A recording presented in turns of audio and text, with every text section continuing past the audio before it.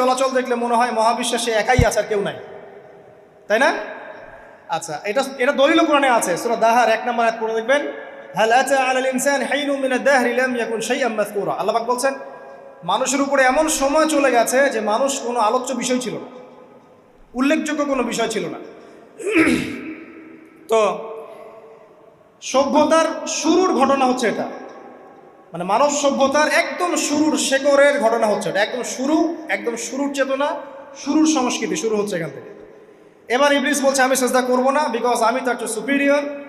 আপনি তাকে সৃষ্টি করেছেন মাটি দিয়ে, আমাকে সৃষ্টি করেছেন আগুন দিয়ে, আমি তাকে সেজদা করব না। সে আল্লাহ পাকের আদেশ লঙ্ঘনই করলো না, বরং আল্লাহকে উল্টা একটা যুক্তি দেখালো যে আপনি ভুল, আমি ঠিক। নাউজুবিল্লাহ, আপনি আমাকে আদমকে সেজদা করতে বলছেন, এটাই ভুল, বরং উচিত হচ্ছে ও আমাকে সেজদা করবে। নাউজুবিল্লাহ।